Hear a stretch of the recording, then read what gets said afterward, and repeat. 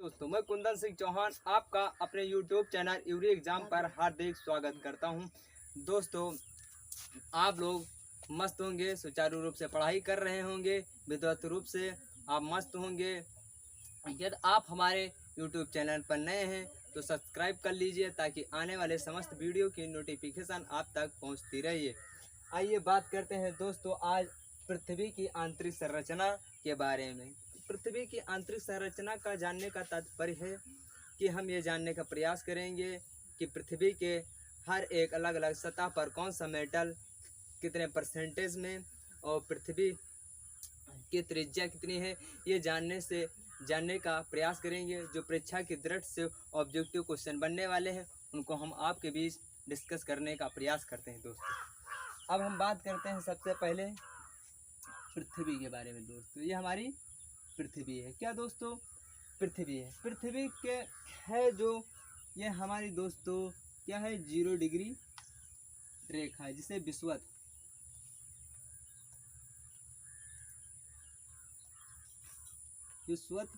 रेखा कहते हैं। विषुवत रेखा या भूमध्य रेखा कहते हैं। खैर दोस्तों क्या कहते हैं, विषुवत रेखा कहते हैं, विषुवत रेखा कहते हैं, विषुवत रेखा कहते हैं या भूमध्य। क्या दोस्तों? भूमध्य रेखा कहते हैं, भूमध्य रेखा कहते हैं या विषुवत रेखा कहते हैं। अब बात करते हैं दोस्तों इसकी त्रिज्या के बारे में। दोस्तों ये हमारा पूरा क्या हो जाएगा, पृथ्वी का व्यास हो जाएगा।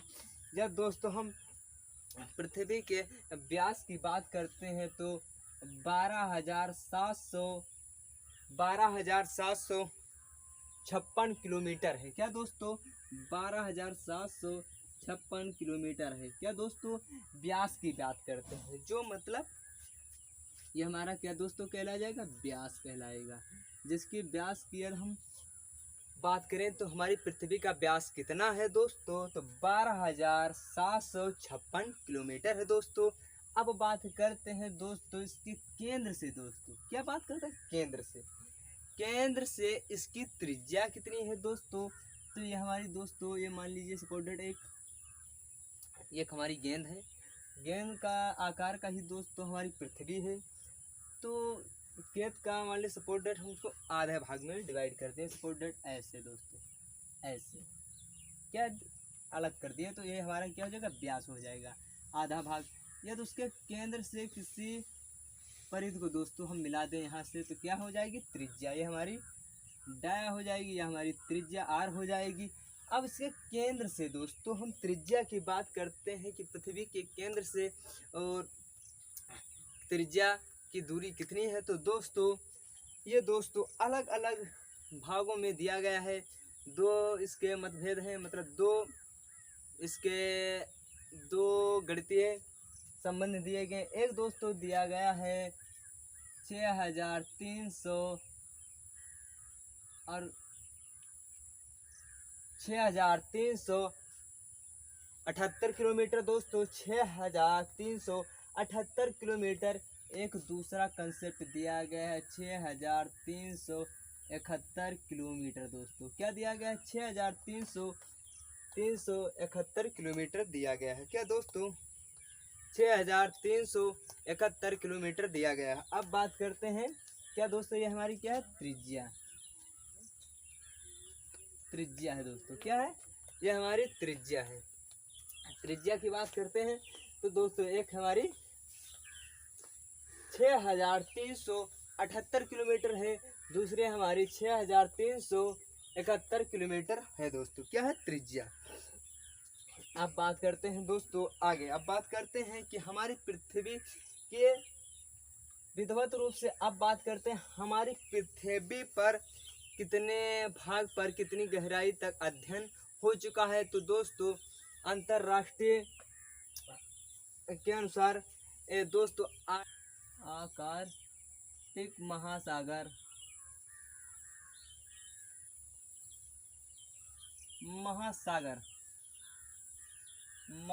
दोस्तों बात है आर्कटिक महासागर दोस्तों है। जो हमारा आर्कटिक महासागर है उसमें दोस्तों एक स्थान है कोला। क्या दोस्तों? कोला। कोला है दोस्तों। क्या है दोस्तों? क्या दोस्तों, क्या होता है कि आर्कटिक महासागर पर एक कोला नामक क्षेत्र पर रिसर्च हुआ। क्या दोस्तों कि इसकी खुदाई की गई। कितने किलोमीटर की गई? तो अंतरराष्ट्रीय क्षेत्र पर 12 12 12 किलोमीटर दोस्तों। कितनी? 12 किलोमीटर तक। 12 किलोमीटर, क्योंकि आज तक पृथ्वी पर यह उसकी त्रिज्या या उसके व्यास की पूर्ण रूप से खुदाई नहीं हो पाई। क्यों दोस्तों? क्योंकि यदि ग्रामीण एरिया परिवेश से आप बिलोंग करते होंगे तो यदि बोरिंग आप करवाएंगे तो ज़्यादा ज़्यादा समरसेबल लगवाएंगे 200 250 300 500 किलोमीटर दोस्तों। 250 300 बहुत है, इससे अधिक कोई नहीं कराता है। इसी प्रकार से सोचिए दोस्तों, ये हमारी त्रिज्या कितनी है?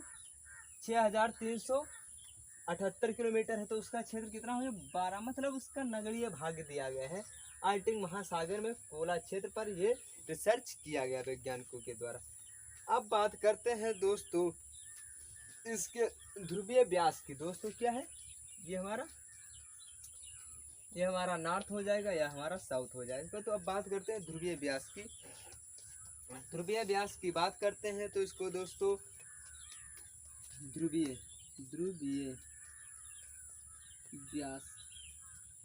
व्यास की बात करते हैं तो दोस्तों ये कितना है दोस्तों? तो ये बात करते हैं 12,714 किलोमीटर। दोस्तों कितना है? 12,714 किलोमीटर है। कितना है दोस्तों? 12,714 किलोमीटर है। क्या है दोस्तों? हमारा ध्रुवीय व्यास है दोस्तों। अब बात हम करते हैं दोस्तों, हम 4 आधारों पर पृथ्वी के आंतरिक संरचना का पता लगा सकते हैं। किसके? 4। कौन कौन से? अब बात करते हैं जेम्स जॉन जेफरिन के अनुसार उन्होंने बताया पृथ्वी के कुछ सिद्धांतों को बताया, जिसमें बताया ज्वारीय के अनुसार ज्वारीय एक सिद्धांत उन्होंने दिया था। जेम्स जेफरिन ने दिया था। जोन्स जेफरिन ने दिया था। जे दोस्तों क्या है? इसको आप याद करें, जे क्या? जोन्स जेफरिन के अनुसार उन्होंने बताया कि पृथ्वी की संरचना के बारे में बताया। तो उन्होंने बताया जो ज्वारीय मतलब क्रोड है वो कैसी है? तरल है। उन्होंने तरल बताया। और इससे पहले दोस्तों आए थे हमारे चैम्बरलिन ने बताया था दोस्तों। चैम्बरलिन एवं मेल्टन ने बताया था ग्रहणी परिकल्पना के आधार पर उन्होंने बताया था कि दोस्तों हमारी जो क्रोड है वो ठोस है। किसने बताया था? चैम्बरलिन एवं मेल्टन ने बताया था। क्या हमारा क्रोड जो है ठोस है। किसने बताया? उन्होंने बताया क्रोड जो हमारी है ठोस है। क्या दोस्तों? ठोस है दोस्तों। और फिर अब बताते हैं इसके आधार पर, ये प्राकृतिक के आधार पर उन्होंने बताया कि ऐसा हो सकता है। सपोज दैट ऐसा हो सकता है कि ऐसा हो सकता है। ग्रहणीय बोले तो दोस्तों यह वह सिद्धांत है जैसे कि जैसे जो ग्रह बने हैं इसी के आधार पर उन्होंने ऐसे कल्पना की दोस्तों। अब बात करते हैं दोस्तों 4 आधारों पर बताया गया है कि पृथ्वी की जो संरचना का जानने का सबसे अच्छा तरीका जो बताया गया वो 4 आधार बताए गए। कौन कौन से दोस्तों है? ये अप्राकृतिक मतलब प्राकृतिक नहीं है, ये नॉन नेचर है। क्या है? Non nature. ये प्राकृतिक ये नेचर नहीं है, अप्राकृतिक है दोस्तों। क्यों? तापमान, क्योंकि 32 किलोमीटर गहराई पर आप नीचे दोस्तों जाएंगे। क्यों? पृथ्वी के नीचे जाएंगे। आंतरिक क्या होता है? तापमान 1 डिग्री सेल्सियस क्या होता है? बढ़ता जाता है। क्या होता है? बढ़ता जाता है। क्या दोस्तों? 32 किलोमीटर अंदर जाने पर मतलब पृथ्वी के नीचे जाने पर क्या होता है? तो टेम्परेचर हमारा 1 डिग्री सेल्सियस बढ़ता जाता है। और दूसरा जानने का तरीका दोस्तों क्या है? ज्वालामुखी के द्वारा। क्या दोस्तों? ज्वालामुखी तरल द्वारा तप्त मैग्मा जब निकलता है उस आधार पर हम पता लगा सकते हैं दोस्तों। जो मैग्मा निकले उनमें बहुत से मिनरल्स मतलब तत्व होंगे, उसके आधार पर हम जान सकते हैं। और बात करते हैं दोस्तों घनत्व डेंसिटी के बात करते हैं तो क्रस्ट के बात करते हैं तो दोस्तों 2.8 से 3 तक है, क्या 3.0 तक है। अंदर जाने पर घनत्व हमारा क्या होता है, करोड़, जब अंदर गए करोड़ के और अधिक नीचे गए तो 13.5 है। क्या घनत्व डेंसिटी डेंस हो रही है, पास अधिक गहराई पर जाने पर हमारी डेंसिटी बढ़ रही है, मतलब एकांक क्षेत्रफल पर जितनी है डेंसिटी क्या हो रही है, बढ़ रही है, बहुत बढ़ रही है। क्या मतलब ऐसे लग रहा है क्रस्ट हो गई दोस्तों, करोड़ मतलब अंदर जा रहे हैं, अंदर का ही भाग है करोड़ है हमारा जो आंतरिक संरचना का पार्ट है। तो अंदर जाने पर क्या हो रही है, डेंसिटी हमारी बढ़ रही है। और दोस्तों बात करते हैं तो एक और तरीका है पृथ्वी के आधार को जानने के लिए, बारे में जानने के लिए, संरचना के भूकंप। क्या है दोस्तों, भूकंप, अर्थक्वेक जिसे इंग्लिश में बोलते हैं अर्थक्वेक। क्या होता है, इससे जो तरंगे निकलती हैं दोस्तों, उससे तरंगे निकलते हैं, उसके आधार पर सबसे अच्छा बेस्ट जो तरीका है संरचना जानने का क्या है दोस्तों, भूकंप। अब तरंगे या हो जाए या लॉन्ग, क्या दोस्तों हमारी पी क्या हो जाएगी, प्राइमरी या प्राथमिक, एस क्या हो जाएगी सेकेंडरी, ये क्या लव, कहीं कहीं लव हो लिखा होगा, कहीं कहीं लव लिखा होगा, आप याद वैसे रिलेट करके याद कर सकते हैं। क्या, या कहीं कहीं लॉन्ग भी कहीं कहीं दिया है दोस्तों, कहीं कहीं लव तरंगे दिया है, दिया है, तो आप वहां से रिलेट कर कर याद कर दे सकते हैं। PSL क्या है, PSL भी। अब हम बात करते हैं दोस्तों इन तरंगों की गति हमारी कितनी है दोस्तों इन तरंगों के। फिर दोस्तों क्या बात करते हैं, जो हमारी P प्राथमिक तरंगे होती हैं, ये P जो हमारी P तरंगे होती हैं कैसे चलते हैं, सीधी रेखा में चलते हैं, रेखा में चलते हैं। इनकी चाल की बात करें तो दोस्तों 8 किलोमीटर प्रति सेकंड की दर से ये दोस्तों ठोस में गमन कर सकते हैं, मतलब चल सकते हैं, गैस में भी चल सकती हैं, तरल पदार्थों में भी ये चल सकती हैं। कौन सी, प्राथमिक तरंगे दोस्तों।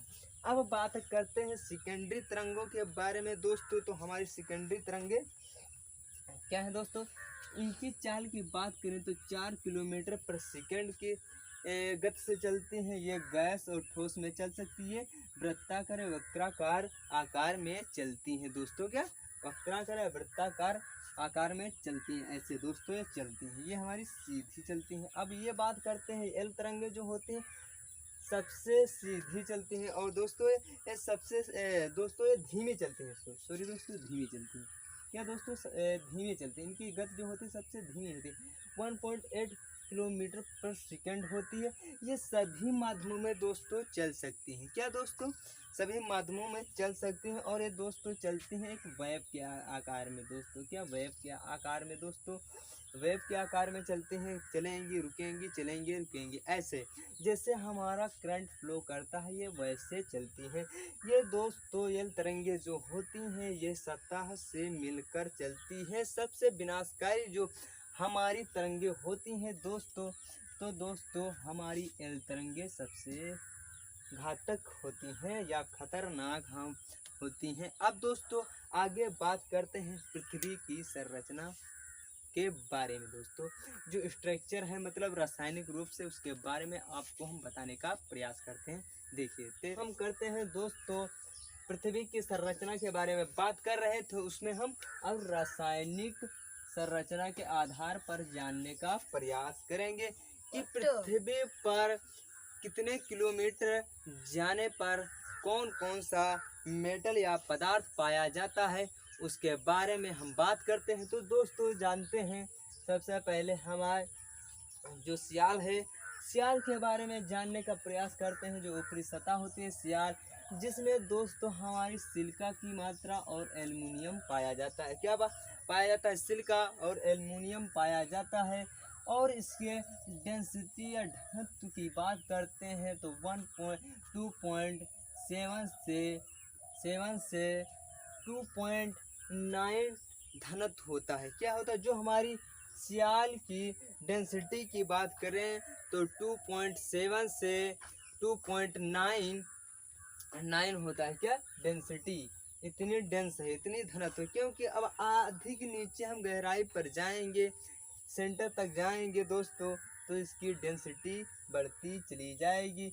सियाल में कौन कौन से मेटल पाए जाते हैं या ऑब्जेक्टिव पूछा जाता है, सियाल में कौन कौन से मेटल पाए जा सकते हैं, तो सिलिका, एल्युमिनियम, की मात्रा पाई जाती है। और दोस्तों डेंसिटी की बात करें तो 2.7 से 2.9 होती है। अब बात करते हैं हमारी सीमा की बात करते हैं, सियाल सीमा निफे की बात करते हैं, सीमा की बात करते हैं। तो इसकी डेंसिटी, क्योंकि हम जितना भी आंतरिक रूप से बढ़ते हुए जाएंगे सतह की ओर, उसकी डेंसिटी हमारी पृथ्वी की बढ़ती हुई चली जाएगी। तो दोस्तों देखिए, यहाँ जब ऊपरी सतह पर थे तो हमारी डेंसिटी कुछ कम थी। अब क्या हुआ, जो हम अधिक गहराई पर गए थे थोड़ी, कितने, अब ये दोस्तों बात करते हैं कितने किलोमीटर तक पाई जाती है हमारी सियाल। दोस्तों होती है 50 टू 500 50 टू 300 किलोमीटर तक मानी जाती है। या पूछा जा सकता है मेरी जो सियाल है इसके कितनी दूरी तक या डिस्टेंस मानी जाती है निम्न में से, या ऐसे पूछा निम्न में से सियाल की डिस्टेंस या दूरी कितनी दूरी तक मानी जाती है। तो दोस्तों 500 से 300 किलोमीटर तक मानी जाती है। अब बात करते हैं निफे सीमा की बात करते हैं तो 2 पॉइंट इसकी डेंसिटी की बात करते हैं दोस्तों। 2.9 से 4.7 इसकी डेंसिटी है दोस्तों। अब बात करते हैं इसमें कौन कौन सी मात्रा पाई जाए, किस रासायनिक का संगठन पाया जाता है। तो दोस्तों हमारे मैग्नीशियम पाई जाती है और सिलिका पाई जाती है। और दोस्तों यहाँ दूरी कितनी दूरी तक मानी जाती है, ये 1000 से 2000 किलोमीटर के बीच होती है। इसके बीच जो हमारी आएगी उस सीमा के अंतर्गत आएगी। ठीक दोस्तों, अब हम बात करते हैं सियाल सीमा निफे। अब निफे की बात करते हैं दोस्तों, तो हमारी बात करते हैं निफे।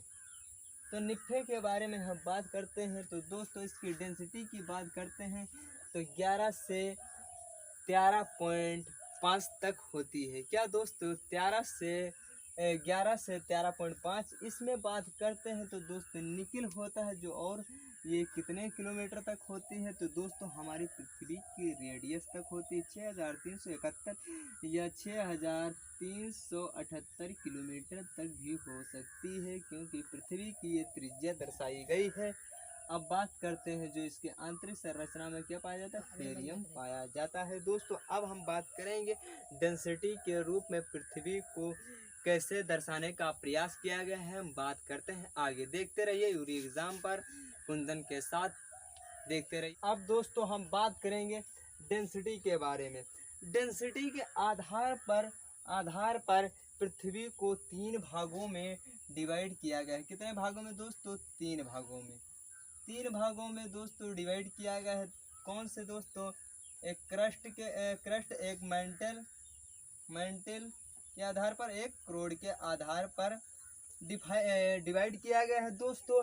अब इन पृथ्वी को घनत्व के आधार पर दोस्तों कितने भागों में डिवाइड किया गया, 3 भागों में।